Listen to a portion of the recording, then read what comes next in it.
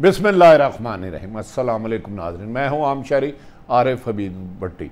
आज 29 अगस्त लाहौर से अहम तरीन खबरों के साथ नाज़रीन, आज कराची में होने वाले PDM का इजलास जो असम्बली तोड़ने चला था खुद टूट फूट का शिकार हो गया।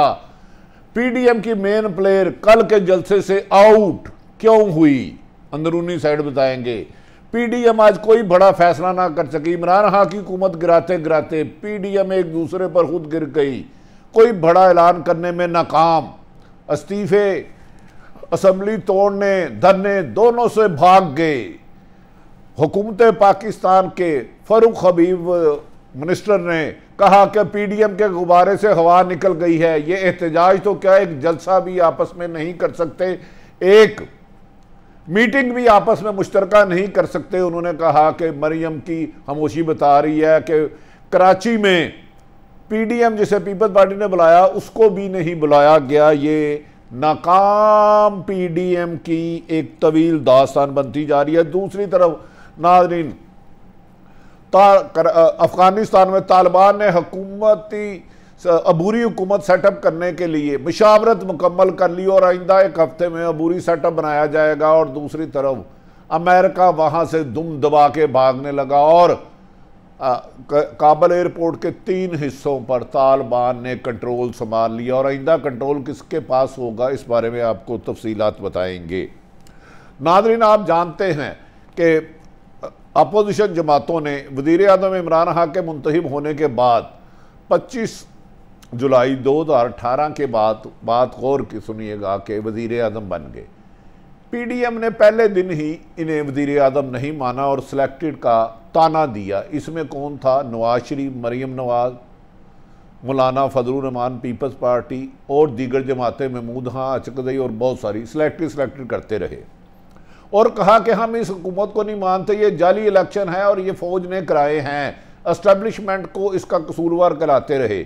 फिर इन्होंने दावा किया कि हम इमरान खान से इस्तीफ़ा छीन लेंगे, लेकिन इमरान खान ने इस्तीफ़ा देने की बजाय और पुरअज़म हो गए और एहतसाब के अमल को और तेज़ कर दिया, जिससे PDM की चीखें निकल गई, एक दूसरे पर इल्ज़ामात लगाने लगे।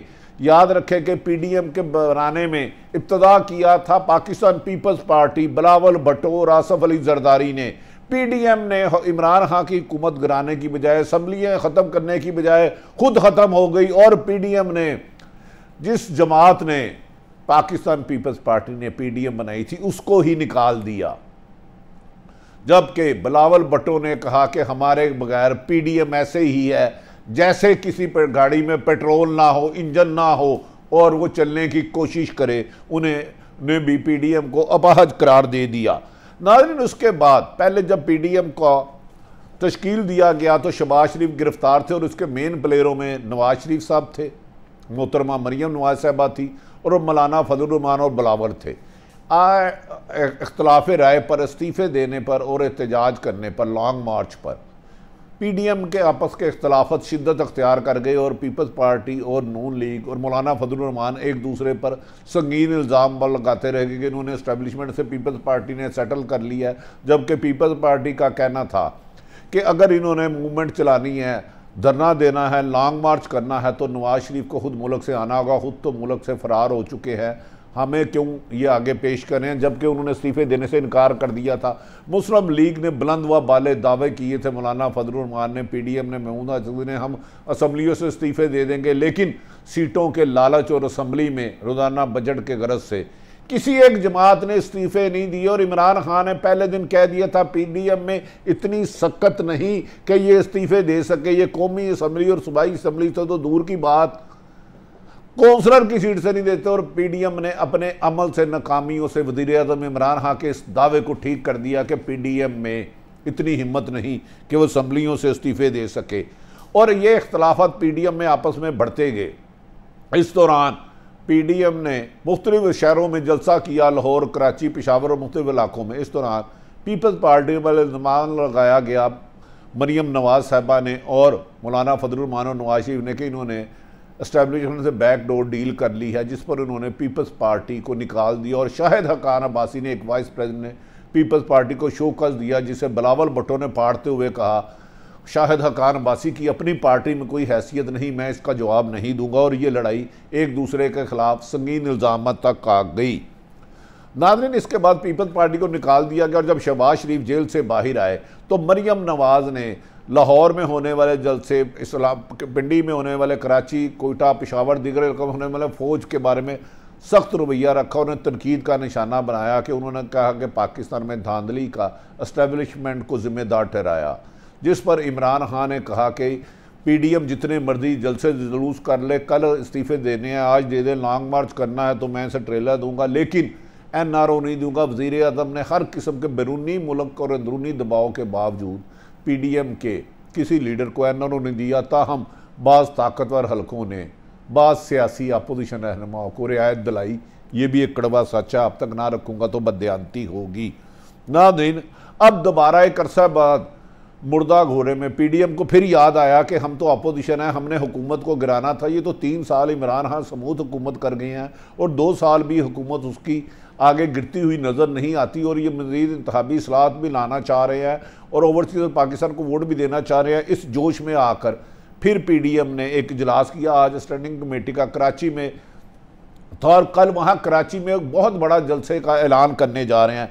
बदकिस्मती देखें कि कराची में PDM का इजलास हो रहा है और पीपल्स पार्टी जिसमें सिंध के हुकूमत है उसी को ही नहीं बुलाया गया, उसको बुलाया ही नहीं गया।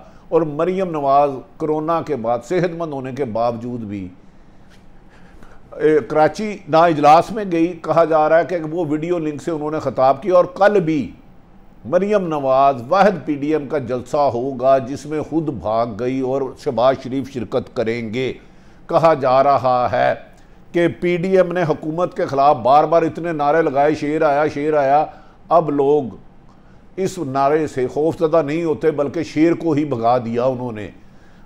हुकूमत का कहना है, फ़ारूक हबीब और असद उमर और इमरान खान का कहना है शेर तो अब गीदड़ हो गया, वो भाग गया है। बार बार शेर आने के नारे में कोई नहीं, इन्होंने हुकूमत गिराने से लेकर इस्तीफ़े देने तक किया और जलसे जुलूस निकालने का किया, किसी एक में भी कामयाब नहीं हुए। अब कहा जा रहा है बा हालत मजबूरी, अंडर हैंड कमिटमेंट के बाद मरियम नवाज़ PDM के बाकायदा बड़े जलसे में कल जो कराची में हो रहा है उसमें शिरकत नहीं करेंगी।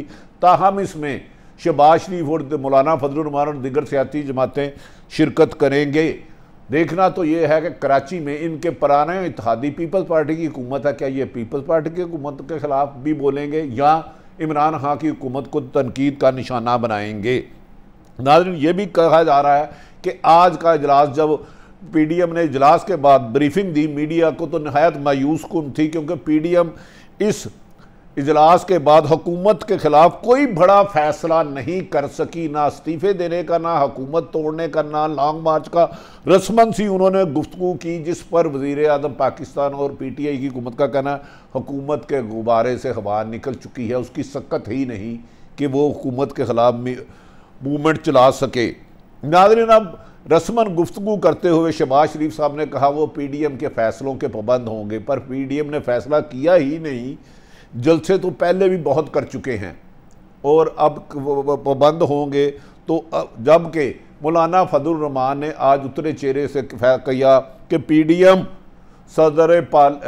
सदर पाकिस्तान कि पार्लियामेंट के इजलास के दौरान हंगामा राई करेगी, बाईकाट करेगी और नहीं सुनेगी, जबकि मौलाना फजलुर रहमान आपकी इतला के लिए अर्ज़ है, पार्लियामेंट के मेंबर ही नहीं है, वो तो खुद बाईकाट ही नहीं कर सकते, इजलास में नहीं जा सकते।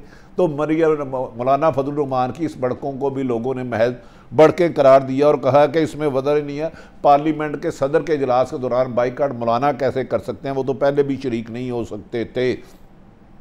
नाज़रीन, दूसरी तरफ यह भी कहा जा रहा है कि मौलाना फजलुर रहमान ने कहा है कि हम इस जाली वज़ीर आज़म को, सिलेक्टेड वज़ीर आज़म को इंतखाबात में इस्लाहात का नहीं करने देंगे। ये वाहिद अपोजिशन जमात है जो इंतखाबी इस्लाहात में रुकावट कर रही है, लेकिन हमेशा हुकूमत चाहती है इस्लाहात ना हो ताकि हुक्मरान वक्त कोई भी हो उसके पास धांधली करने के चांसेस ज़्यादा होते हैं। लेकिन इस अपोजिशन ने वज़ीर आज़म इमरान खान का बहुत बड़ी ऑफ़र थी कि इंतखाबी इस्लाहात किया जाए ताकि आइंदा इलेक्शन में धांधली ना हो, और पिछले 50 सालों से हर इलेक्शन में धांधली का, लेकिन आज उन्होंने कहा हम धांधली वाली हुकूमत को इस्लाहात करने की इजाज़त नहीं देंगे। नाज़रीन, इस मौके पर PDM कोई बड़ा ऐलान करने की बजाय कहता है कि हम रोड लॉन्ग मार्च की बजाय शॉर्ट मार्च करेंगे, यानी कि बच बचा के भागेंगे, क्योंकि वो नाकाम हो चुके हैं। लॉन्ग मार्च में लाखों लोग इस्लामाबाद ले जाना पड़ता है, रहना पड़ता है। याद रखें कि इमरान खान की जमात तहरीके इंसाफ ने 2014 में इस्लामाबाद में 126 दिन का धरना दिया था, जो तारीख का सबसे बड़ा धरना है। लेकिन PDM आपस में धरने पर भी इतफाक नहीं कर सकी, लॉन्ग मार्च में नहीं। अब कहा कि हम रोड कारवां करेंगे, छोटे छोटे जलसियाँ निकालेंगे, और ये भी कहा गया कि मुख्तलिफ शहर में एहतजाजी जलसे किए जाएंगे। आज इस जलसे को पीपल्स पार्टी ने भी PDM के इस जलसे को मायूस करार दिया। उन्होंने कहा कि वो समझ रहे थे कि मौलाना फजलुर रहमान, शहबाज शरीफ और महमूदा चौधरी मिलकर कोई ऐसा बड़ा फैसला करेंगे जो हुकूमत की मुश्किलात का सबब बनेगा। पीपल्स पार्टी के PTI के मुताबिक आज इजलास के बाद उन्हें यकीन हो गया है कि PDM जब तक कायम है हुकूमत और मजबूत होगी, क्योंकि जो एक जलसे में, एक इजलास में, एक इजलास में एक राय पर मुतफिक नहीं हो सके, वो वज़ीर आज़म इमरान खान की PTI की हुकूमत को गिराने की अहलियत और हिम्मत ताकत नहीं रखते। ये अपने पाँव पे खुद खड़े रहें तो बहुत बड़ी बात है। आज PDM के इस इजलास में ना तो इस्तीफ़ों का ऐलान हुआ, ना इमरान खान के हुकूमत के ख़ात्मे की डेट दी गई, ना इस्टेब्लिशमेंट को निशाना बनाया गया, ना अदलिया को निशाना बनाया गया। रस्मन सी गुफ्तगू की कि ये सिलेक्टेड हुकूमत है, इसके खिलाफ ये करेंगे वो करेंगे। इस सिलसिले में PTI हुकूमत का आया है कि वो उन्हें जलसे जुलूसों की दावत दे रहे हैं, लेकिन ये जलसे करते रहें। लगता है कि नाज़रीन, वो जो PDM इमरान खान की हुकूमत ख़त्म करने आई थी, असम्बलियाँ तोड़ने आई थी, खुद टूट फूट और इंतशार का शिकार हो चुकी है, और ये ज़्यादा देर हुकूमत के ख़िलाफ़ कोई बड़ी तहरीक चलाने की पोजीशन में नहीं है। जबकि गैर जानिबदार हल्के कहते हैं PDM के इस नैरेटिव को जो इमरान खान, नवाज शरीफ और मरियम ने और मौलाना फजलुर रहमान ने एंटी इस्टेब्लिशमेंट बनाया था, अवाम ने उसे मुस्तरद कर दिया है। स्ट्रीट पावर नहीं है। PDM नाकामी के बाद कोई बड़ा तहरीक चलाने की, ऐलान करने की पोजीशन में नहीं, और हिब्बत मिटाने के लिए एक महज जलसा करेंगे, और इस जलसे के बाद अगले जलसे का ऐलान करते हैं या नहीं करते। दूसरी तरफ नाजरीन, तालिबान ने अपनी अबूरी हुकूमत बनाने का हतमी फ़ैसला कर लिया और अमेरिका वहाँ से शिकस्त के बाद भाग गया है। आज तालिबान ने काबुल एयरपोर्ट के 3 हिस्सों पर अपना कंट्रोल संभाल लिया है, और फैसला किया गया है कि आने वालों दिनों में कतर और तुर्की मिलकर ऑपरेशनल काबुल का एयरपोर्ट के इंतजाम खुद संभालेंगे। तालिबान ने कहा है कि वो बुरी हुकूमत में तमाम स्टेक होल्डरों को शामिल करेंगे और ऐसी मिसाली हुकूमत बनाएंगे जो बैनुल अक़वामी क़वानीन के मुताबिक चलाई जाएगी। इस मौके पर उन्होंने कहा कि ख़वातीन और अक़लियतों को मुकम्मल हकूक़ दिए जाएंगे। जबकि आज फिर अफ़गान तर्जमान के मुताबिक उन्होंने भारत को वार्निंग दी कि वो अफ़गानिस्तान का अमन ख़राब करने के लिए दहशतगर्दी राह और CIA को रोके, वरना तालिबान उसकी भरपूर देंगे। जबकि इमरान खान ने, वज़ीर आज़म इमरान खान और पाकिस्तानी हुकूमत ने तालिबान से मुज़ाकरत करते हुए कहा कि वो मिलकर ऐसी हुकूमत बनाए जिसमें तमाम स्टेक होल्डर हों और बैनुल अक़वामी क़वानीन को पर अमल दरामद किया जाए, और तालिबान की हुकूमत बनने के बाद किस तरह कवानीन पर अमल किया जाता है फिर उसे तस्लीम करने का फ़ैसला किया जाएगा। जबकि तालिबान ने कहा 31 अगस्त की रात के बाद अफ़गानिस्तान की सरजमीन पर किसी भी दुश्मन मुल्क की फ़ौज को एक लम्हे के लिए रहने की भी इजाज़त नहीं होगी। हमने गैर मुल्की फ़ौजों पर 31 अगस्त 2021 रात 12 बजे तक का टाइम दिया है। उसके बाद अगर अमेरिका या कोई फ़ौज रही तो हम उन पर हमले करेंगे और अपने मुआहदे पर अमल दरामद नहीं करेंगे। जबकि तालिबान ने तुर्की और कतर के साथ मिल के वो ये मुज़ाकरात किए हैं कि वो आइंदा ऑपरेशनल कंट्रोल काबुल एयरपोर्ट का संभालने के लिए तुर्की और कतर की हुकूमत काम करेगी और इसको संभालेगी और चलाएगी। और आने वाले दिनों में अबूरी हुकूमत के बाद 6 माह के बाद मुकम्मल इलेक्शन करा के अपने कवानीन बनाएंगी। इस पर पाकिस्तान ने एतमाद का इज़हार किया और तालिबान ने यकीन दहानी कराई है कि अब उनकी सरजमीन किसी हमसाया मुल्क के ख़िलाफ़ इस्तेमाल नहीं होगी। जबकि चीन, रूस और पाकिस्तान ने तालिबान से राब्ते बढ़ा दिए हैं कि अमन कायम रखने के लिए किसी भी ज़मीन को दुश्मन मुल्क के लिए इस्तेमाल नहीं हुआ जाएगा। ना इन सारी सूरत हाल आपके पास रखी। अगर आरिफ हमीद भट्टी का यूट्यूब पसंद है तो सब्सक्राइब करें। अपने इर्द गिर्द रहने वालों का ख्याल रखें। पाकिस्तान जिंदाबाद।